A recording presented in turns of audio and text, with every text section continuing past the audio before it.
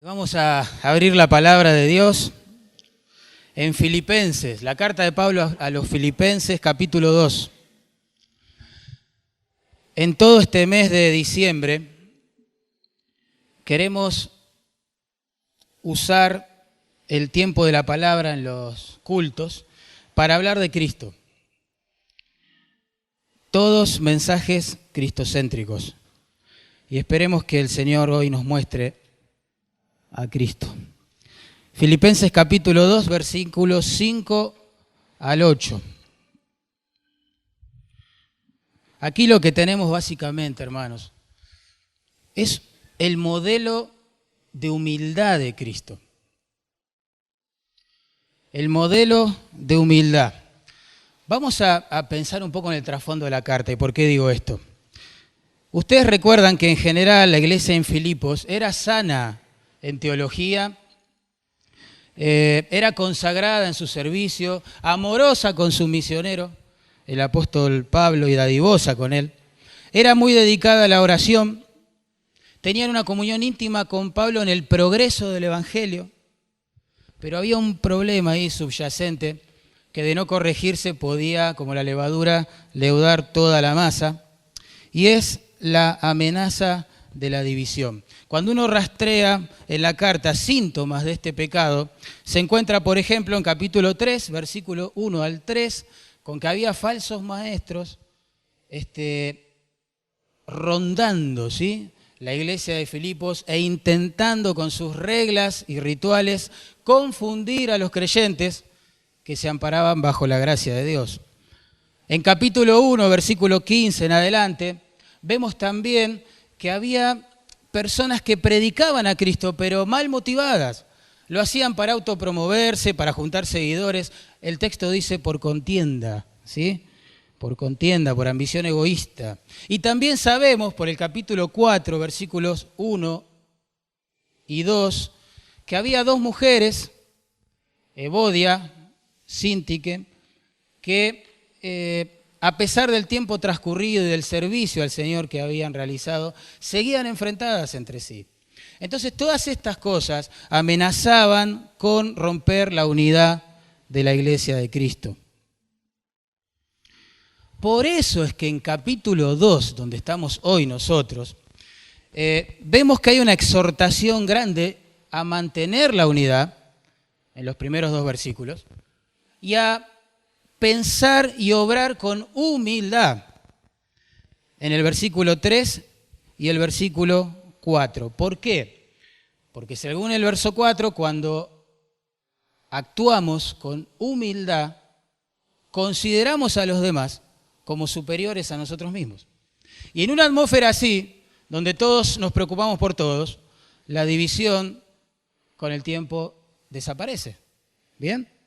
Entonces, la humildad, hermanos, es la clave para erradicar el virus de la vanagloria y la enfermedad que produce de la división.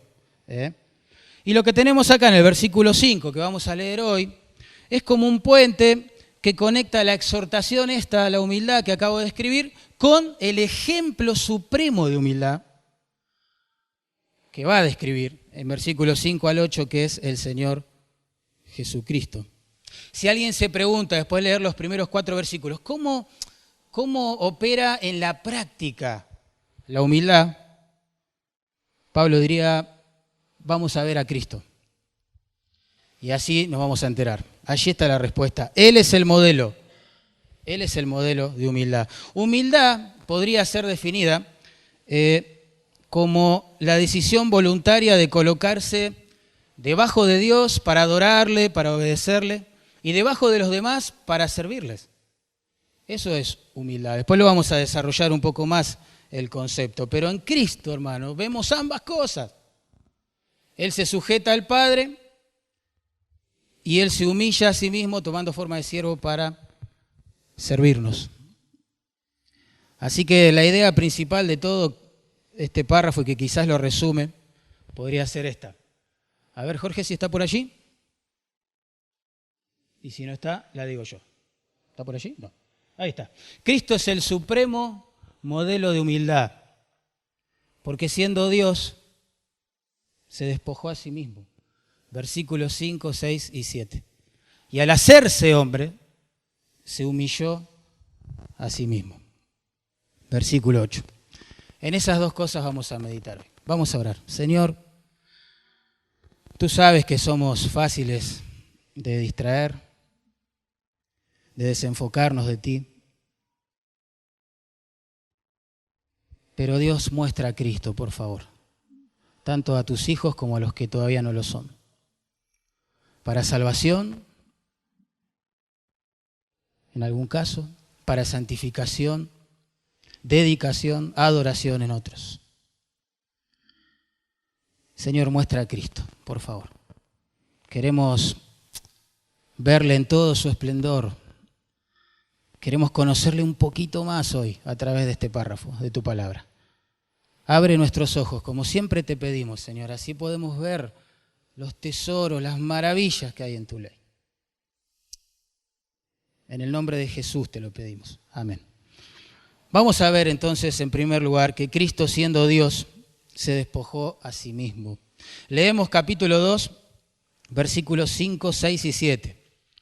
Haya pues en vosotros este sentir que hubo también en Cristo Jesús, el cual, siendo en forma de Dios, no estimó el ser igual a Dios como cosa a que aferrarse, sino que se despojó a sí mismo, tomando forma de siervo, hecho semejante a los hombres. ¿Lo ven? Cristo, siendo Dios, se despoja a sí mismo. Ese es el ejemplo de humildad. Noten el versículo 5, como que tiene dos frases, ¿no? La primera, haya pues en vosotros este sentir, es una referencia a lo que ha escrito antes, es decir, a la actitud de hacer todas las cosas sin vanagloria, sin humildad, con humildad, perdón. Que ese sentir esté en nosotros, dice Pablo.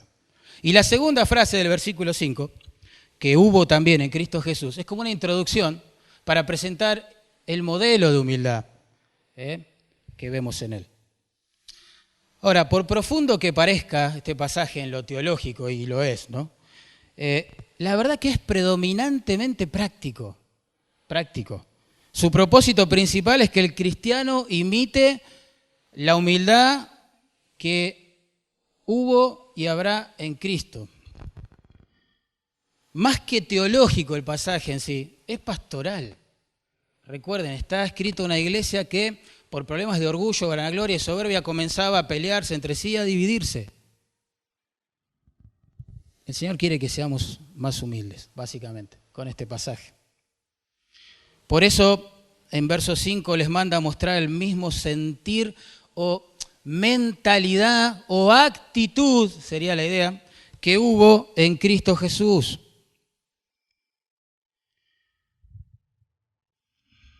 Uno dice, qué meta alta, ¿no?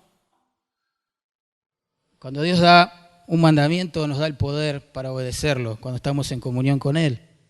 Pero la actitud tiene que ver con la humildad. Yo les decía hoy que humildad, o la palabra que se traduce humildad en su raíz, se usaba para describir cosas bajitas, que no se elevaban mucho del suelo, ¿bien? Por eso decimos que humildad es colocarse en forma voluntaria por debajo de la mano de Dios, para obedecerle, para adorarle, para servirle, para temerle. Como dice en 1 Pedro 5:6, así ya nos manda, humillaos bajo la poderosa mano de Dios, ¿ven? La poderosa mano de Dios, para que Él os exalte cuando fuere tiempo. Pero humildad también adopta, digamos, una orientación hacia las personas o en el trato que tenemos con las personas. Y podemos definirla así, que humildad es colocarse en forma voluntaria por debajo de los demás, pero para servirles. Porque si yo me creo superior a los demás, voy a exigir ser servido. Pero si me pongo por debajo de ellos, no voy a tener ningún problema en tomar la toalla y lavar los pies sucios de los demás. Por eso cuando hacemos las cosas con humildad, dice el verso 4 de capítulo 2, estimamos cada uno a los demás como superiores, ¿ven? A uno mismo. No es que lo sean, los consideramos así para poder servirles sin impedimento. Eso es humildad. Ahora, si Cristo hubiese tenido la actitud que se describe en versículo 3 y en versículo 4, es decir, que hubiese obrado por contienda o por vanagloria, sin estimar a los demás como superiores a él mismo, a pesar de que era Dios, o mirando por lo suyo propio y nada más, jamás se hubiese hecho hombre, hubiese tomado forma de siervo y hubiese terminado voluntariamente entregando su vida en la cruz. Ahí está el ejemplo. Dios quiere que seamos más humildes, que aprendamos a ponernos bajo su mano para temerle, adorarle y obedecerle, y bajo los demás para servirles. Aunque duela, aunque cueste, por la gloria de Dios siempre va a valer la pena. Lo cierto es que en el aposento alto se nos da un ejemplo tremendo de esta verdad. La humildad conserva la unidad en la iglesia.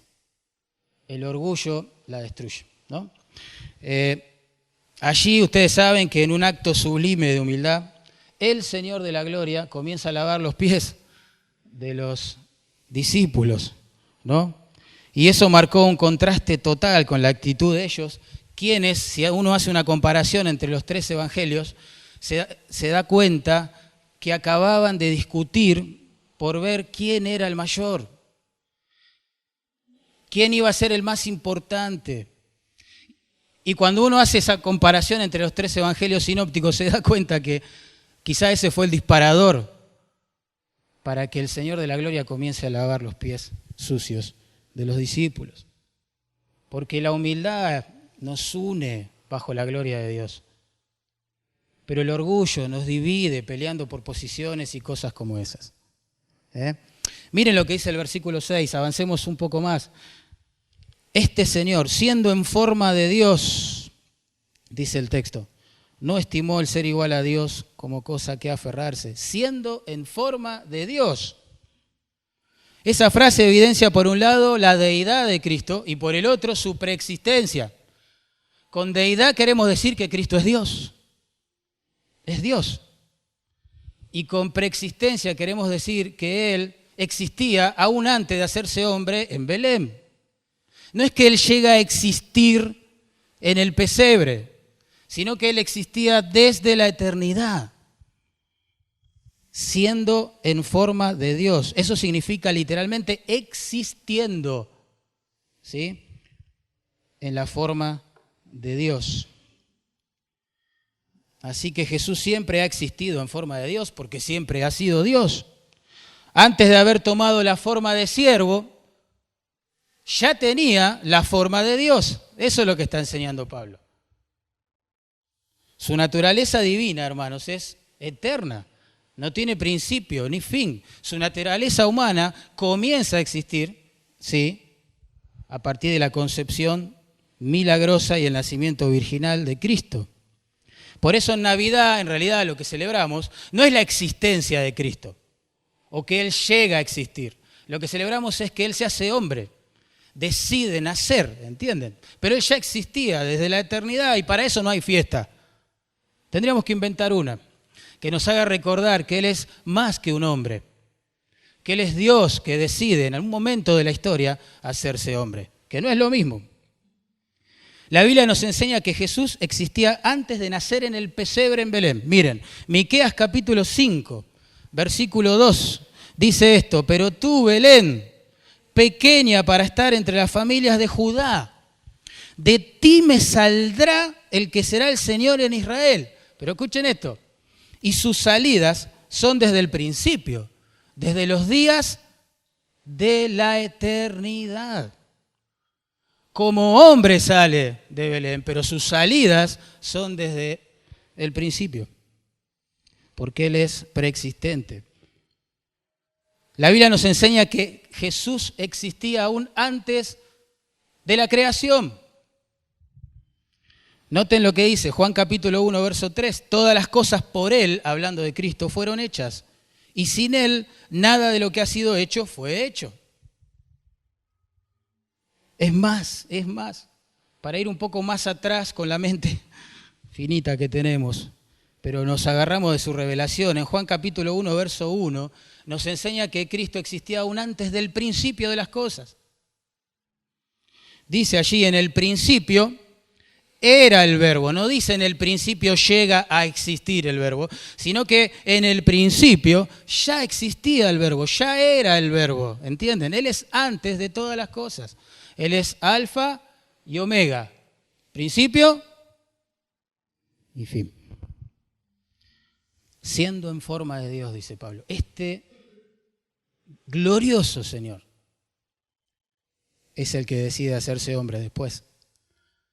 Por eso el texto nos muestra su deidad claramente. Siendo en forma de Dios, esa frase no significa teniendo la apariencia de un Dios o representando a un Dios o tratando de presentarse ante los demás como un Dios o imitando a un Dios o haciéndole creer a la gente que era Dios. No, significa existiendo con la esencia de Dios. Él es Dios, tan Dios como el Padre y el Espíritu Santo. Hay dos palabras, y esto es importante, ¿no? Griegas, que se usan en el Nuevo Testamento, que se traducen forma, pero tienen significados distintos, y es importante notarlo esto. La primera es morfé, que es la que se usa aquí, y la segunda es gema. Morfé, que es la que se usa acá, describe la esencia del ser.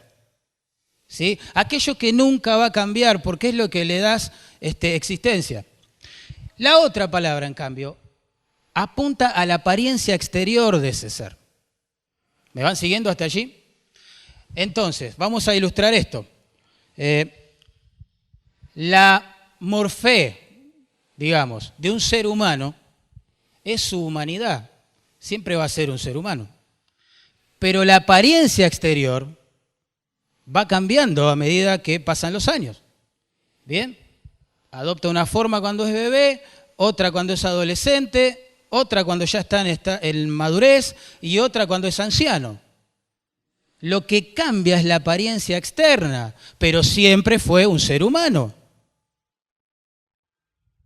Eso es lo que significa este texto.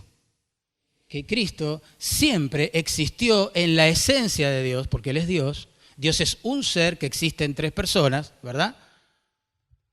Aunque en un momento de la historia, y porque Él lo ha querido en su plan, se ha hecho hombre, ha cambiado su forma exterior, ¿entienden? Pero Él siempre fue Dios. Así que aquel maestro Galileo que abrazaba a los niños, que trataba con prostitutas, cobradores de impuestos, pecadores de todo tipo, para llevarlos a la cruz, era Dios humanado. No era un maestro común de religión. Era más que el sumo sacerdote, era más que cualquier escriba, era más que cualquier fariseo reinante en ese momento. Era Dios. Dios. Aunque su forma exterior lo presentaba como un hombre. Es más, si la frase forma de Dios, acá en versículo 6, significaría algo menos que ser plenamente Dios, en versículo entonces 7, forma de siervo, significaría que Jesús fue menos que un siervo. Y no es así, Jesús fue 100% siervo, se hizo 100% siervo y siempre fue 100% Dios. Cristo es Dios. El ángel al anunciar su nacimiento lo dijo. Mateo 1:23, llamará su nombre Emanuel, que traducido es Dios con nosotros. Ese es Jesús, es Dios con nosotros. Pablo, en Romanos capítulo 9, versículo 5, dice, y de los cuales, refiriéndose al pueblo de Israel, según la carne vino Cristo, el cual es Dios sobre todas las cosas. Como hombre vino como descendiente de Israel. Pero Él siempre fue Dios sobre todas las cosas, dice el texto. En Juan capítulo 10, verso 30, Él mismo lo dijo, el mismo Jesús. Yo y el Padre, dijo, uno somos, no una persona, no está diciendo eso, sino una misma esencia, una deidad que se manifiesta, insisto, en tres personas, Padre, Hijo, Espíritu Santo. Y los judíos entendieron claramente qué quiso decir eso, porque el versículo 33 dice que lo quisieron matar. Porque siendo hombre, decían ellos, se hace Dios. Así que hermanos, a la luz de su divinidad,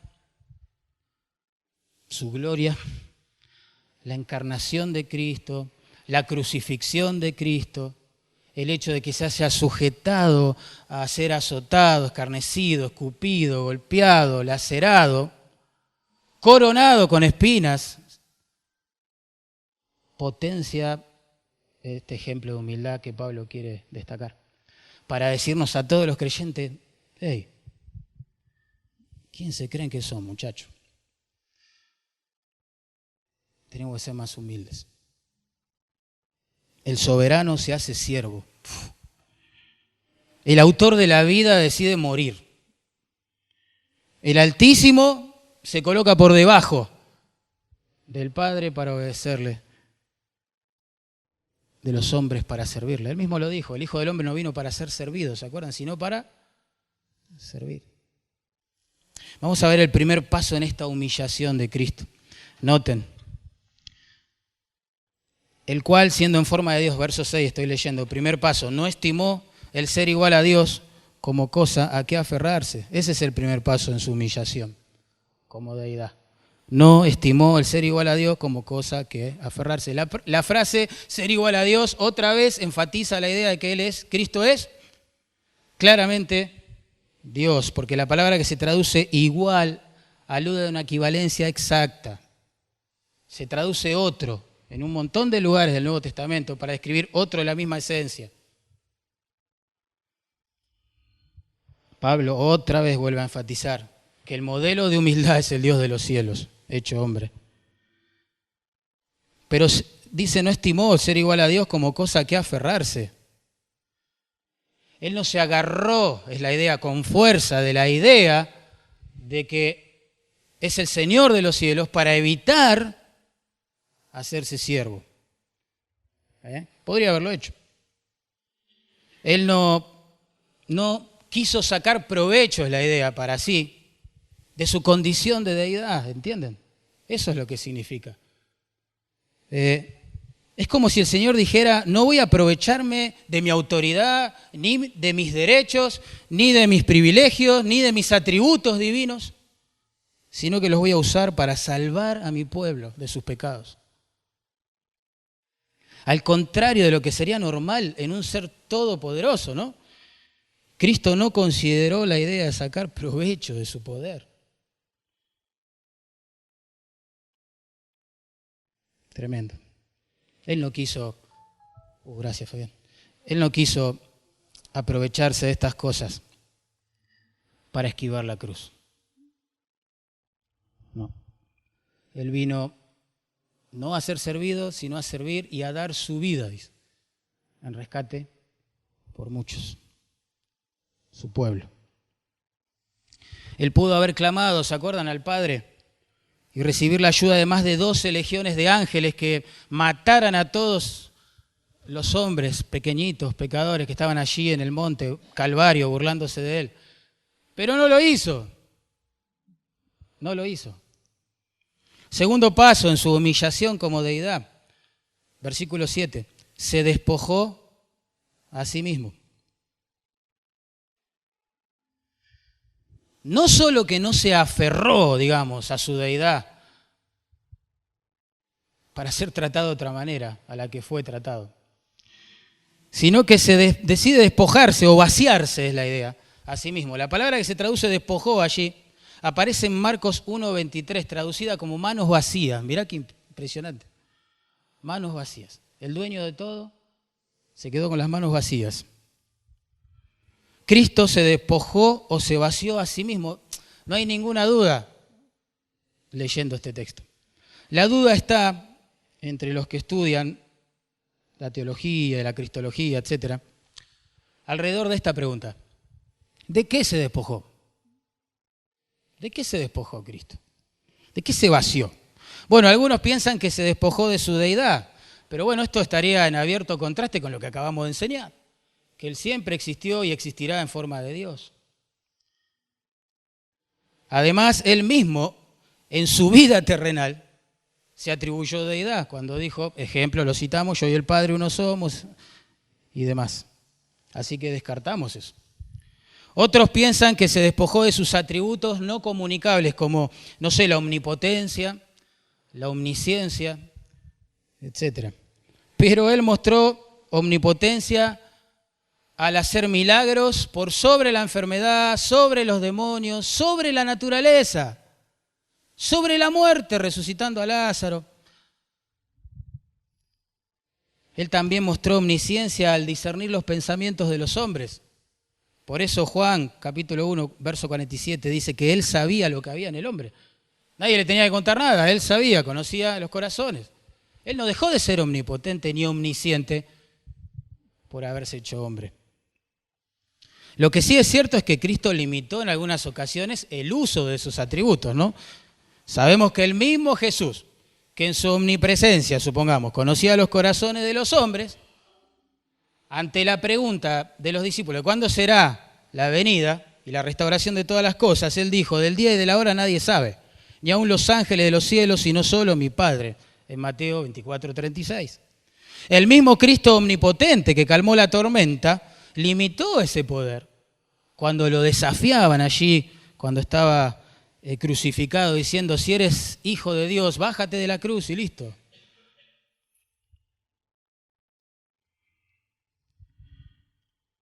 Sí, claro, Cristo limitó el uso de sus atributos, pero eso no significa que se vació de ellos. Tampoco podría haberlo hecho. Yo pienso que la clave está en la frase, allí en versículo 7, se despojó a sí mismo. Es decir, Él no se despojó de algo, Él se despojó de alguien en todo caso. ¿Sí? ¿De quién? De sí mismo. Significa que Él se vació, se olvidó de sí mismo, o visto del otro lado, se entregó por completo, derramó su vida hasta la muerte. No se guardó nada, diríamos nosotros. Ustedes saben que el contexto es el rey de las interpretaciones, ¿no? Si nos guiamos por el contexto anterior, también nos lleva a la misma conclusión, porque Pablo amonesta a los hermanos allí, ¿se acuerdan?, a colocarse por debajo de Dios y debajo de los demás para servirles, pensar y vivir con humildad. Y es lo que hizo Cristo cuando se vacía a sí mismo, siendo Dios, y asume un rol de obediencia al Padre y de servicio al pecador. Es tremendo esto. Y el contexto siguiente también lo explica y nos lleva a la misma conclusión. ¿Qué hizo Cristo? Se vació a sí mismo. ¿Cómo lo hizo? La frase siguiente lo explica, tomando forma de siervo, semejante a los hombres. El vaciamiento de Cristo no significó dejar de lado su deidad ni atributos, sino incorporar la humanidad para poder morir en nuestro lugar. No perdamos de vista que de quien estamos hablando es Dios y existe desde la eternidad y hasta la eternidad y que no tenía ninguna obligación de hacer esto, que ni vos ni yo se lo pedimos, ni nos importó que lo hiciera, ni lo veíamos importante porque no habíamos nacido cuando lo hizo. El tercer paso en su humillación como deidad, anoten, tomando forma de siervo. Ven, aunque siempre tuvo la forma de Dios, como dice el verso 6, en un momento específico de la historia toma la forma de siervo. Y otra vez, la palabra que se traduce forma es morfé, es la misma que se usa para decir que Jesús existió siempre en forma de Dios. Lo que quiere decir el texto es que Jesús no aparentó ser un siervo, no teatralizó una vida de servicio para que la gente lo admire. Él fue esencialmente un siervo. ¿Notaron en los 4 evangelios que siempre es Jesús el que está sirviendo a los demás y no los demás a Jesús? ¿Se dieron cuenta de eso? Aún en la casa de María y Marta, cuando ellas suplían sus necesidades materiales, comida, etc., Él estaba supliendo sus necesidades espirituales. Siempre el Señor tuvo este estilo de vida, no lo aparentó. Fue 100% Dios y 100% siervo al hacerse hombre. antes de la última cena le preguntó a sus discípulos, ¿cuál es el mayor? Eso es lo que ellos, o por lo que ellos discutían y peleaban. Jesús dice, ¿cuál es el mayor? ¿El que se sienta a la mesa o el que sirve? ¿El mozo o el comensal? ¿Cuál es mayor, supuestamente? ¿Qué dirías vos? ¿El mozo o el comensal? Están pensando. O están dormidos, una de dos, no sé. ¿El mozo o el comensal? ¿Quién es mayor? Se supone que el comensal. Y ellos dijeron lo mismo. Dijeron el que se sienta a la mesa. ¿Saben qué dijo Jesús? Mas yo estoy entre vosotros como el que sirve. Lucas 22, 27. Cuando uno piensa con humildad, que es el propósito que no hay que perder de vista en este pasaje, no le importa quién es, ni qué títulos tiene. Sirve a los demás. Se coloca por debajo de Dios para adorarle y obedecerle y por debajo de los demás para servirle. ¿Cuánta de esta actitud se ve en el liderazgo cristiano en las iglesias de hoy? Uno se pregunta. ¿Cuánta de esta actitud se ve en los creyentes de hoy? El cuarto paso en su humillación como deidad termina el versículo 7 diciendo, hecho semejante a los hombres.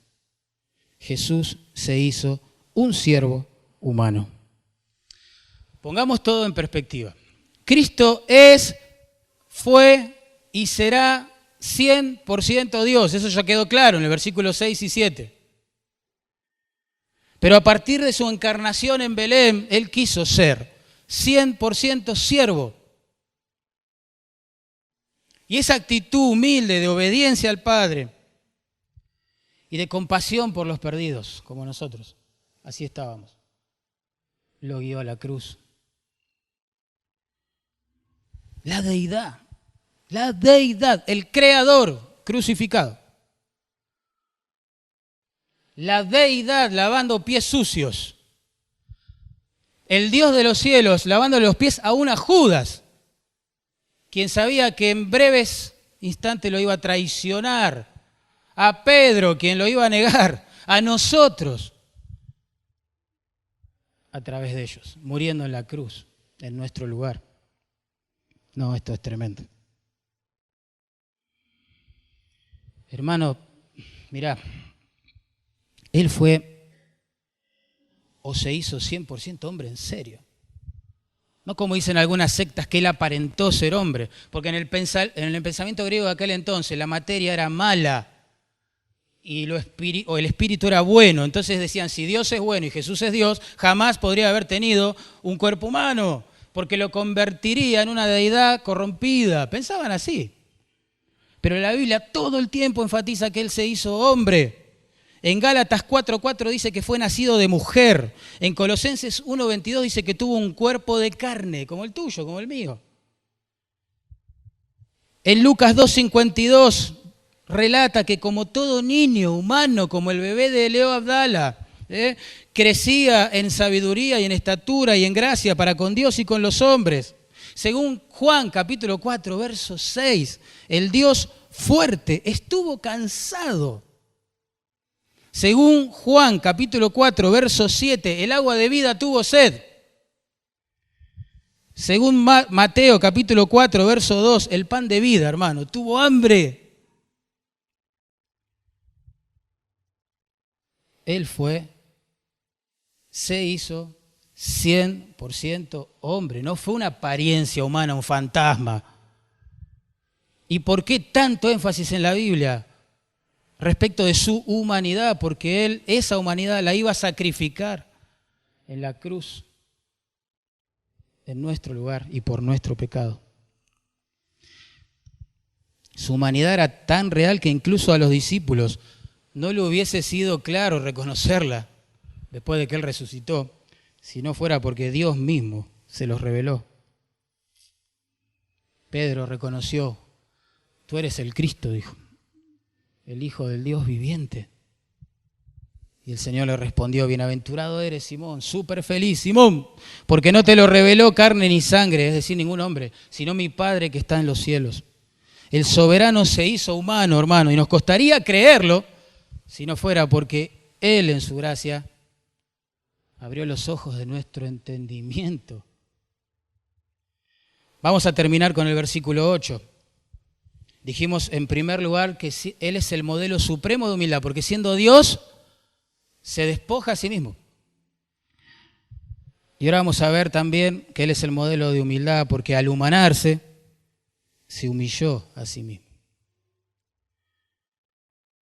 Verso 8. Dice, y estando en la condición de hombre, se humilló a sí mismo, haciéndose obediente hasta la muerte. Y muerte de cruz. ¿Saben? El verbo traducido estando es muy importante ahí. Estando en la condición de hombres. Debería traducirse así, siendo hallado en la condición de hombre, o quizás siendo visto como hombre. Se refiere a la apariencia externa de Cristo.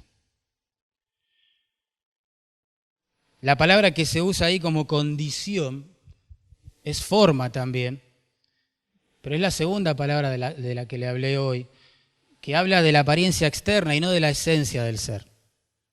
O sea, el Dios de los cielos fue hallado o visto por los hombres como cualquiera de los seres humanos. Eso es lo que quiere decir el texto. 700 años antes de que Él se hiciera hombre en Belén, el profeta Isaías anunció respecto de Él: despreciado y desechado entre los hombres, varón de dolores, experimentado en quebranto, y como que escondimos de Él el rostro. Fue menospreciado y no lo estimamos.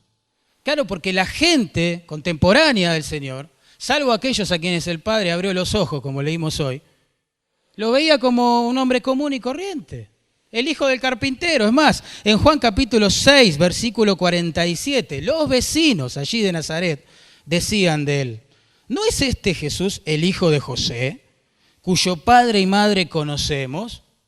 ¿Cómo pues dice este, del cielo he descendido?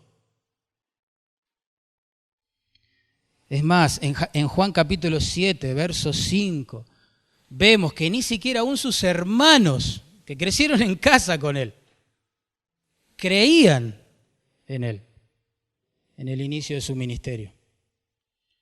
Por Juan capítulo 8, verso 48, sabemos que el liderazgo religioso lo acusó de ser un hombre comedor y bebedor de vino y de hacer sus milagros aparentes, lo estaban menospreciando sus milagros, como por obra y arte de Satanás, de Belcebú, el príncipe de los demonios. Como predijo Isaías, la gente lo iba a ver como un hombre común y corriente. Es más, en el capítulo 53, verso 3, dice que la gente lo iba a tener como azotado de Dios y abatido a Jesús. La gente iba a pasar por el Calvario esa tarde, iba a mirar al Señor y iba a decir: y algo habrá hecho. Se lo merece, Dios lo está castigando. Es tremendo. Porque Él era Dios, pero se hace hombre, ¿entienden esto? Es tremendo. Tremendo. ¿Se acuerdan aquel cuento de Mark Twain del príncipe y el mendigo? El príncipe decidió cambiar su vestimenta real, dejar sus lujos para ponerse un ropaje humilde y caminar entre la gente común del pueblo. Y él a su vez fue reemplazado por un muchacho pobre, ¿no?, que empezó a vivir y a ver las realezas, las glorias del palacio. Y el punto es que aunque ese muchacho, el príncipe, parecía externamente una persona del pueblo, realmente nunca dejó de ser el heredero al trono. Que Jesús vistió un cuerpo humano, fue visto y tratado como un hombre, aunque la gente veía que padecía las necesidades de un hombre, como hambre, sed, cansancio, sueño, y aunque la gente maltrató a ese hombre, nunca dejó de ser Dios. Nunca dejó de ser Dios. ¿Qué hizo en esa condición de hombre? Se humilló a sí mismo, dice el texto. No es que lo humillaron. Él decidió humillarse. Porque si el Señor de la gloria cambiaba sus planes soberanos. Esto nunca iba a pasar. Pero si hubiese pasado, especulemos, no quedaba nadie en el Monte Calvario. ¿Usted se piensa que el soldado romano que golpeó su cabeza con una caña y le puso la corona de espinas y lo cargaba como, a ver el rey de los judíos, iba a permanecer con vida delante del santo, santo, santo que estaba humanado, si él quería otra cosa? ¿Ustedes piensan que Pilato, lavándose las manos, iba a sobrevivir a la ira justa de Dios si él lo determinaba? ¿Ustedes piensan que aquel soldado que le dio a beber vinagre, aquellos que repartieron su ropa y la jugaron al azar para ver quién se quedaba con ella, ¿ustedes piensan que iban a sobrevivir un segundo? No. ¿Saben por qué pasaba todo eso? Porque el Hijo de Dios, el Hijo del Señor de la gloria, decidió humillarse a sí mismo. La gente pensaba que lo estaba humillando, pero eso pasaba porque Él quería. Y uno dice, ¿por qué lo hizo? ¿Cómo lo hizo? Respondamos primero. Se humilló, pero ¿cómo lo hizo? Dice el texto claramente, haciéndose obediente hasta la muerte, y muerte de cruz.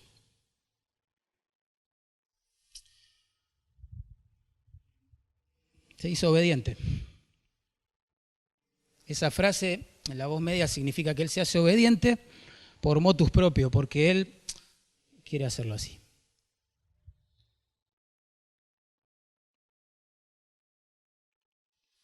Nadie obligó, ¿entienden?, a Jesús a ser obediente. Él es soberano. Existió siempre en forma de Dios. Pero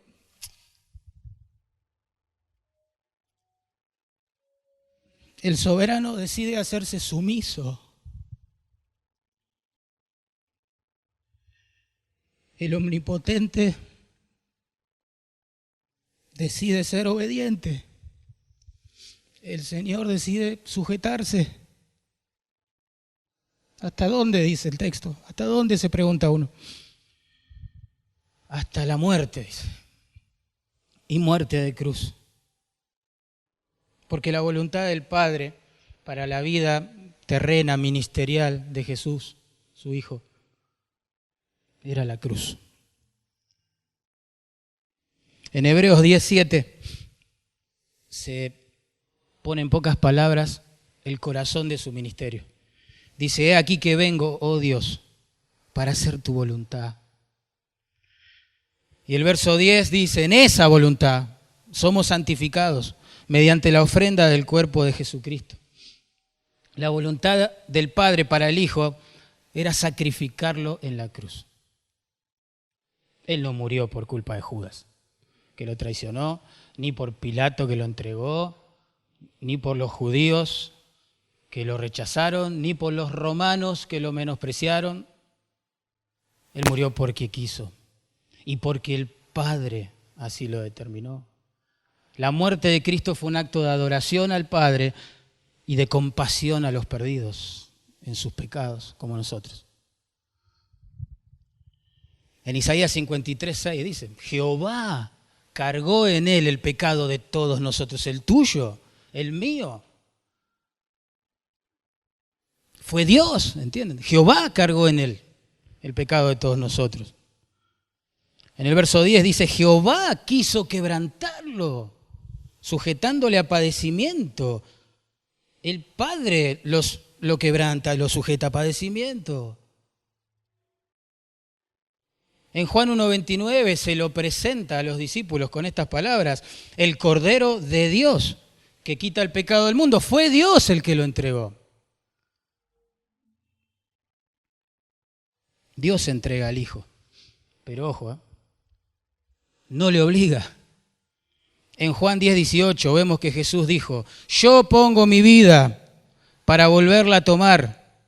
Nadie me la quita, sino que yo de mí mismo la pongo. ¿Saben qué significa esto? Que la voluntad del Hijo se sujetó a la voluntad del Padre, siendo Dios.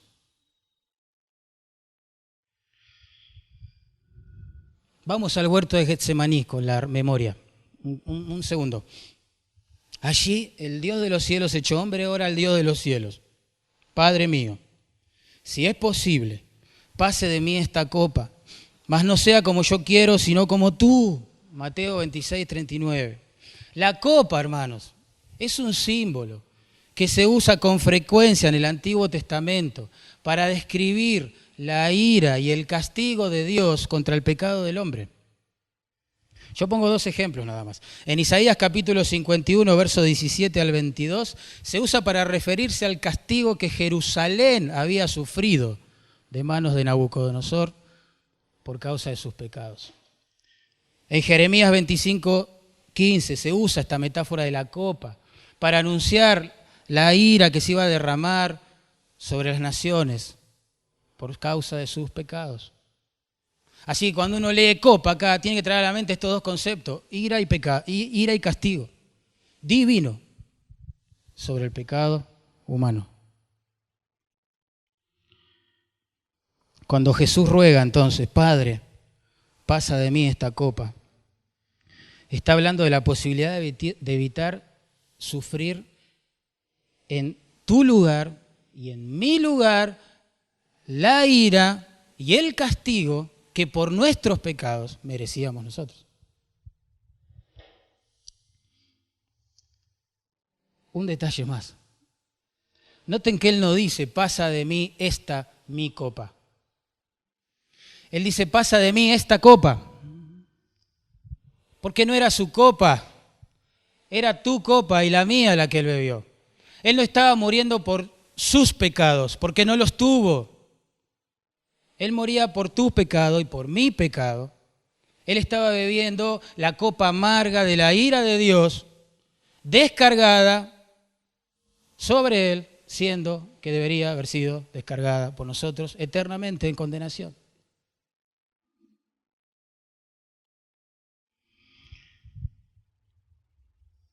Y Pablo agrega como si fuese poco, ¿no? Y muerte de cruz, dice. Podría haber sido decapitado el Señor, o apedreado, o ahorcado, pero la voluntad de Dios y las profecías decían que sus manos iban a ser horadadas y sus pies también. Salmo 22, versículo 16. Saben que la crucifixión era la forma de ejecución más cruel, vergonzosa y dolorosa que jamás la humanidad haya conocido. Cicerón, un filósofo político anterior quizás al tiempo de Jesús, dijo así: atar a un ciudadano romano es un crimen, azotarlo es una abominación, herirle es un acto de asesinato, pero crucificarle, ¿qué es? No hay palabra que pueda describir acción tal horrible y vergonzosa. Por eso en Hebreos capítulo 12, verso 2 dice que Cristo menospreció, ¿no? O sufrió, mejor dicho, la cruz, menospreciando la vergüenza o el oprobio. Porque había mucha vergüenza en ser crucificado, hermano.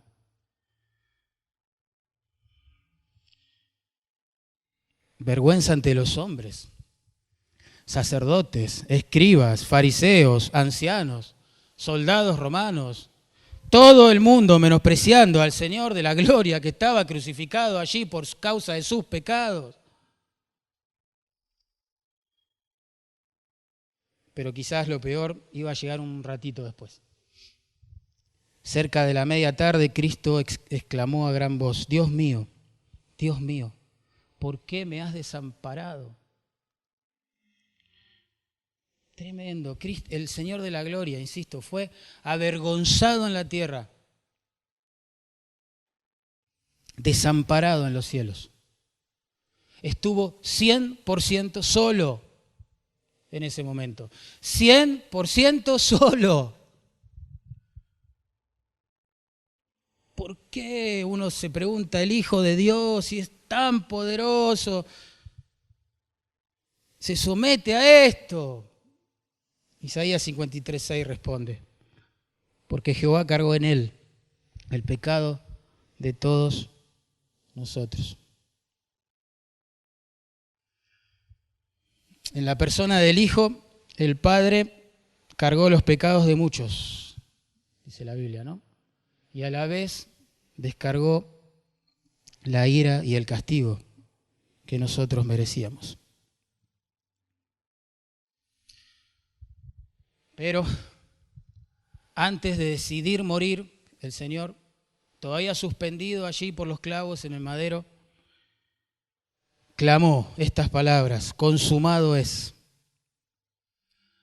O la deuda ha sido saldada. La deuda ha sido saldada. Cristo murió para cancelar la deuda que con la justicia de Dios, por haber violado su ley, vos y yo teníamos. Una deuda que jamás podríamos pagar. Pero Él resucitó para asegurarnos que ese pago fue efectivo. Si Cristo hubiese bebido su propia copa y no la tuya y la mía, si Cristo estuviese muriendo por sus pecados y no por los tuyos y por los míos, Él hubiese permanecido muerto, porque la Biblia dice que la paga del pecado es muerte.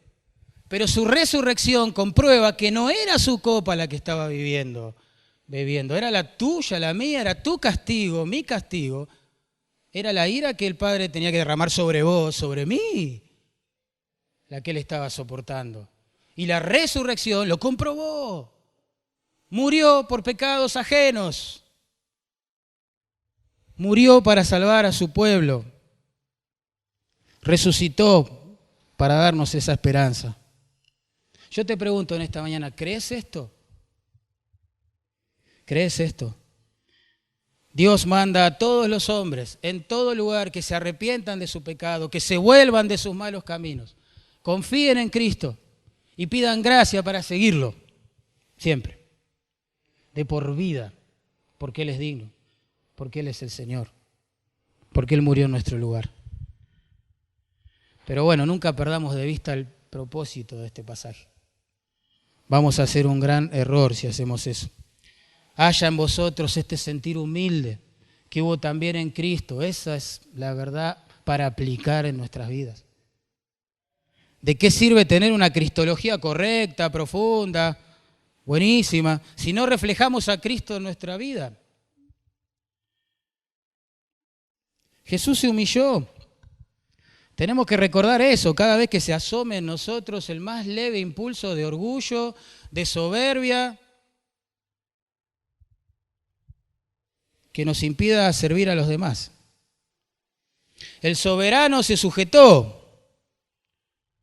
Bueno, esto lo tenemos que recordar cada vez que brote también algún impulso de un concepto desmedido de nosotros mismos, al punto de no querer sujetarnos a otras personas.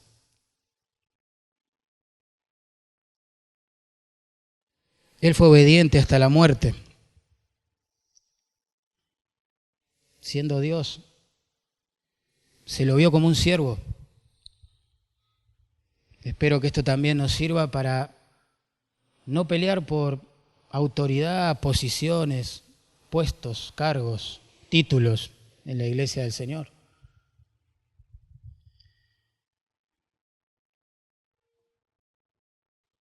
El Santo toma la cruz por nosotros.